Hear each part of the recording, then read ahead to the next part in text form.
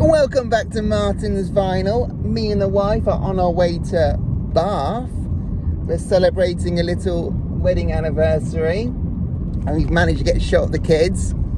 And yeah, we're going to explore Bath for the day. And it just so happens there's a record fair at the same where we're going. Yeah, I wonder how that happened. I work a winky dink.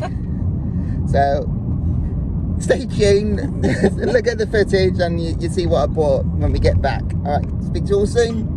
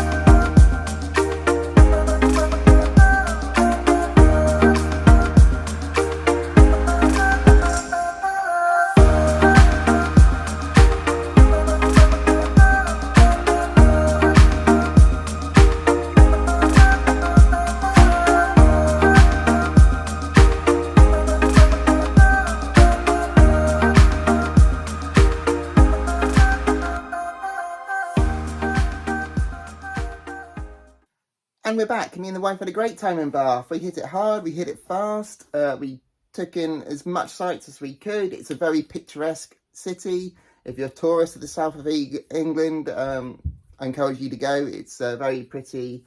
Lots of things going on, lots of historical sites to go to. So in the south of England, check it out. But you guys don't care about that. You guys care about the records. Right, as you saw at the beginning, I hit the Bath Record Fair first, and I kind of left disappointed. I left empty-handed. I'm from Southampton, and it's a 2-hour drive to get there, so I saw a lot of the same sellers, same familiar faces I've seen before, and of course I've seen the same records again, but there was one or two sellers there which I haven't seen before, so I went to their records and I flipped through it. And they were priced a bit too high for my liking. I know at record fairs they are priced a little bit too high, and you're meant to haggle with them to get the price down. It's kind of expected now, so that's why they price them that high. But when they price them too high, where there's no wiggle room, I don't bother haggling, because there's just no point. But I'm a first press collector, and there wasn't many first presses there. There was one or two rare records, but that was just way out my price range. But everything else was classical, classic rock, and reissues and modern stuff, which I just don't collect. So it did leave empty-handed and disheartened, but that didn't matter because I did go to Green Park Station. Now, if you are a record collector, a record buyer, that is the place to go to, because in there It's kind of like, as you see in the footage, it's kind of like open, lots of stands and stuff. There's lots of different record sellers there. There's just 3 and 4 out in the open, and they are decently priced. And there's also a great store inside that station called Resolution Records, and that's where I picked up the majority of my stuff, which I'm going to get to right now. Okay, first up is one I'm probably most excited to tell you guys about, because this has been on my want list forever. This is Black Widow's Sacrifice from 1970. This is the first UK press on the CBS label. I actually saw this one at the record fair, but it was priced way too high, and the quality wasn't great, so I didn't buy it. Because I've been wanting this for a long time. I know how much they go for, and I know I can get a much cheaper, better deal elsewhere, which I did just further down the road. I've managed to find a clean, much cleaner, much better, cheaper record just down the road. If you don't know who Black Widow are, they are a classic prog rock band, but they have a few albums in their back catalogue, but this is their debut album from 1970, and this one's a lot more on the occult, satanic ritual side. It's a bit weird, it's a bit out there, but I love it. It's a bit weird. It's enough weirdness for me. Like I said, it's a debut album from the band, but this was produced by Patrick Meehan. If you don't know who he is, he's the guy that produced a lot of the early Black Sabbath albums.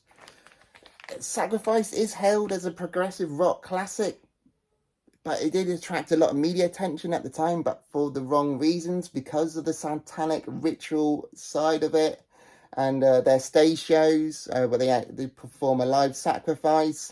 All acting, of course, but at the time it was a big no-no. Remember, this is the 70s.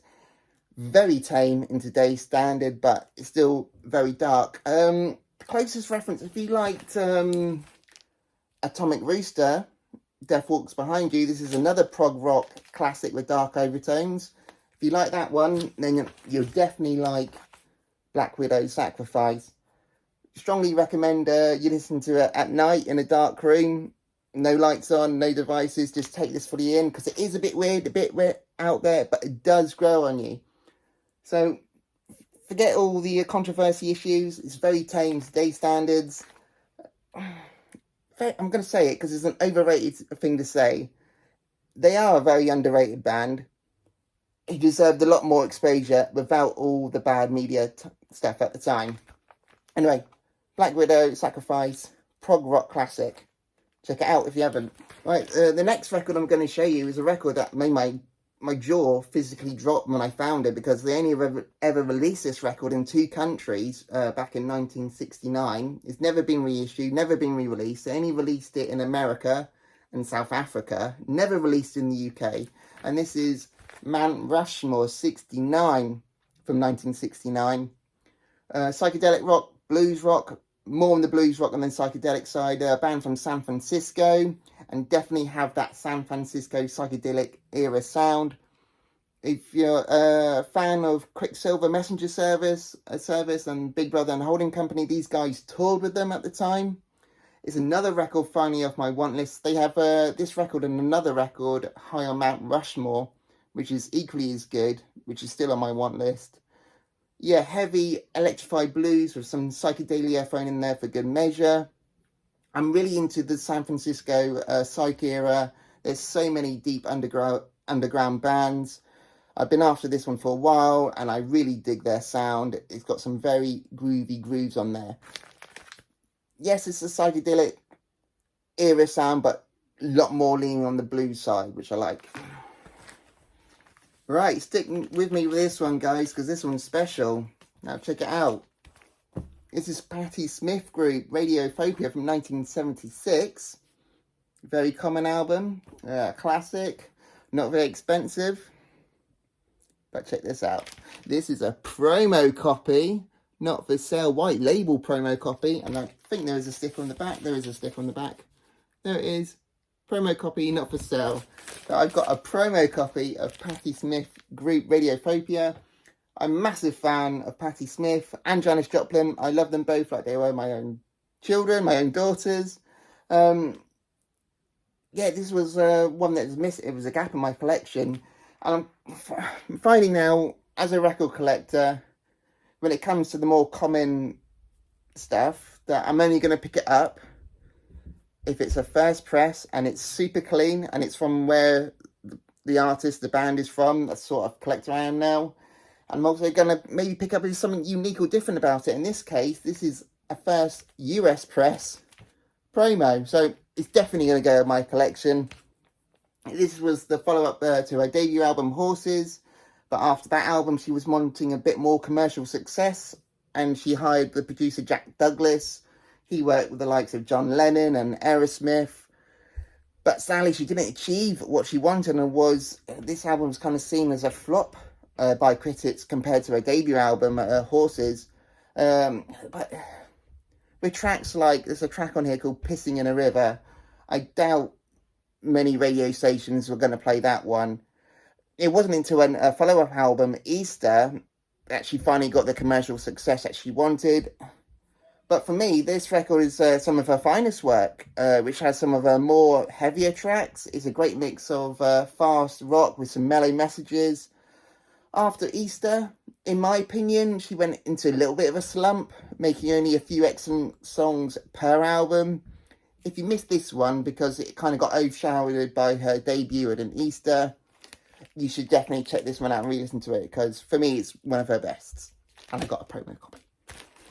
Right, if you're not a subscriber, which you should, make sure you subscribe, because in my last video, I talked about this record. This is Uriah Heep's Demons and Wizards, a very popular, very common record, very cheap album from 1972. But in my last video, I said I wanted an upgrade copy of this, because this one's got a lot of marks, and there's a lot of crackles and pops throughout, and it's like I'm listening to bacon being fried when I listen to it, which is a shame, because this is an essential hard rock, prog rock classic that you have to have in your collection. It's got the great big hits, The Wizard and Easy Living on here, big radio hits. So I wanted an upgrade copy, and I did manage to find an upgrade copy in Bath. This one's a near mint copy, and not only did I manage to find another copy, this is actually another promo copy. This is the BBC Archive Library promo copy. As you can see there, that's the stamp right there. I managed to find quite a few of these recently. I'm tempted to make a video just telling you more about what a BBC Promo Archive Library copy is, because they seem to be coming in lots of different shapes and sizes, and I seem to be finding a lot of them recently. Maybe once I find a few more, I might make that video. Let me know in the comments if you want to see that video, if you're interested in that video. I definitely am. Anyway, so managed to find another copy in Bath, promo, almost near mint, and it sounds amazing. Okay, this is kind of a personal grail for me. This is Dr. Brown, Live in the Mind's Eye. This is a live performance recorded in Holland, of all places, 1991. I say of all places because this is actually a local band to me. This is a band from Portsmouth on the south coast of England. I discovered these guys this year. These are the albums that I discovered. The Land of Red and Gold and In the World of Dreams. Discovered them. They're a great mix of blues rock, acid rock, psychedelic rock, and I've just been hooked on and I'm obsessed with them this year.